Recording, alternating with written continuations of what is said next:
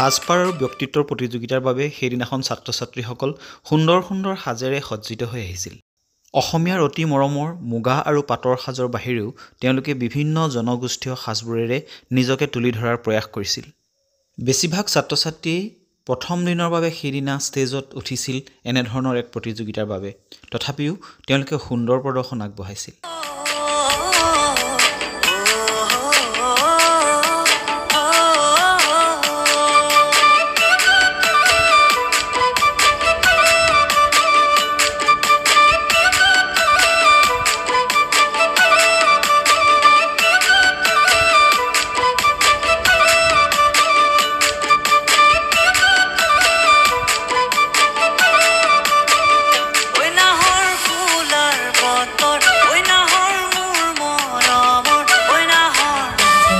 মই সপ্তম শ্ৰেণীৰ ছাত্ৰী।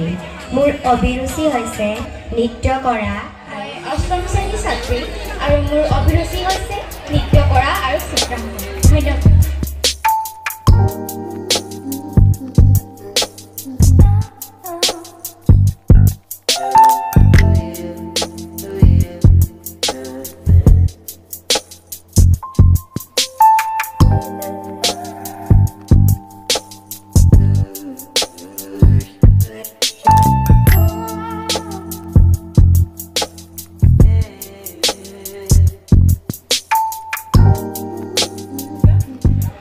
নমস্কাৰ, মোৰ নাম ডৰিনা হাজৰিকা। তুমি কি সাজ পৰিধান কৰিছা বাৰু মোক কোৱাচোন। আজি মই মুগাৰ সাজ পৰিধান কৰিছোঁ। তুমি এই সাজযোৰত কমফৰ্টেবল ফিল কৰিছানে?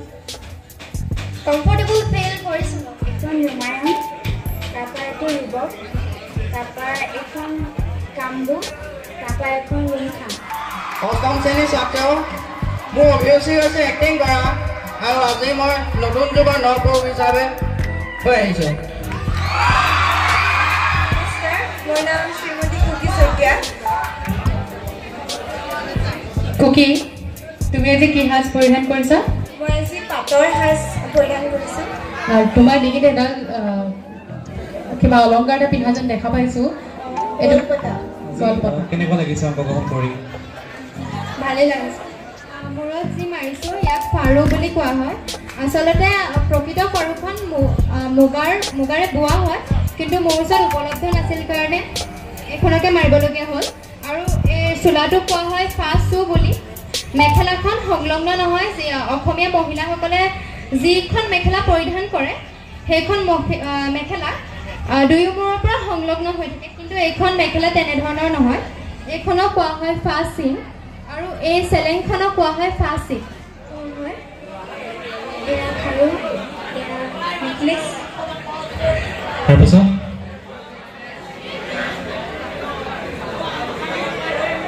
অসমীয়া গহনা হয় আৰু ইয়াত নেকলেছ। ঠিক আছে, কেনেকুৱা লাগিছে অনুভৱ কোৱাচোন? বহুত ভাল লাগিছে। ভাল লাগিছে? কিয় ভাল লাগিছে? কিয়নো মই এটা প্ৰথমবাৰ কৰিছোঁ। আৰু সঁচাকৈ তোমাক একেবাৰে কইনাৰ দৰে লাগিছে দেখিবলৈ দেই।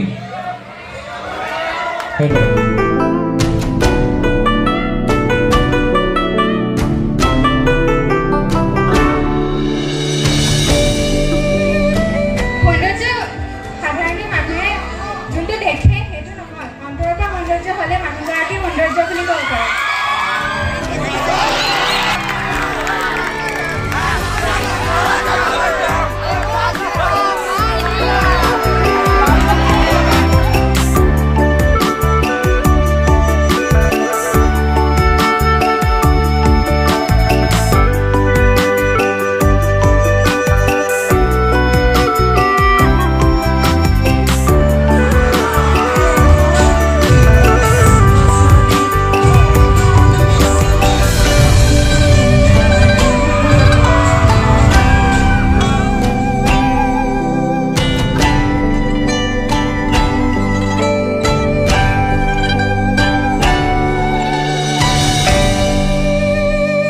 গাৰ্গী গগৈ নহয়নে? হয়। গাৰ্গী, মানুহক আমি কেতিয়াবা সমালোচনা কৰোঁ, কেতিয়াবা প্ৰশংসা কৰোঁ, নহয় জানো? এতিয়া তুমিও নিশ্চয় জীৱনত কেতিয়াবা প্ৰশংসা আৰু সমালোচনাৰ সন্মুখীন হৈছা। নিশ্চয় মেম। তুমি কোৱাচোন, তোমাৰ জীৱনত পোৱা তুমি প্ৰশংসাসমূহক কেনেধৰণে গ্ৰহণ কৰা? প্ৰশংসাসমূহক মই নিজৰ সাহস হিচাপে গ্ৰহণ কৰোঁ আৰু সমালোচনাসমূহে নিজক মোৰ নিজৰ প্ৰতি থকা বিশ্বাস আৰু এখিনি বঢ়ায় কাৰণ সমালোচনাৰ জৰিয়তে আমি আৰু এখোজ আগবাঢ়ি যাব পাৰোঁ ধন্যবাদ তুমি এতিয়া তোমাৰ প্ৰশংসকসকলক তুমি ধন্যবাদ দিবা নে তোমাৰ সমালোচকসকলক তুমি ধন্যবাদ দিবা মই সমালোচনাসকলক বেছিকৈ ধন্যবাদ দিব বিচাৰিম কাৰণ তেওঁলোকৰ জৰিয়তে আমি আৰু অকণমান শক্তি পাওঁ নিজৰ তাৰমানে কেৰিয়াৰটো আৰু অকণমান ভালদৰে আগবঢ়াই নিবৰ বাবে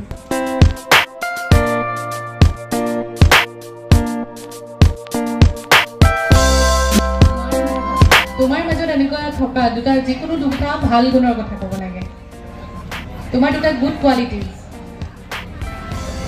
মই বহুত ফ্ৰেণ্ডলি নেচাৰৰ হয় মই কেতিয়াও একো কথা ধৰি নথওঁ একো কথা মই ভাবি নাথাকোঁ মই বহুত কনফিডেঞ্চ নিজকে ভাবোঁ যাতে মই একো কৰোঁতে মানে ভয় নাখাওঁ একো কৰোঁতে মই ভয় নাখাওঁ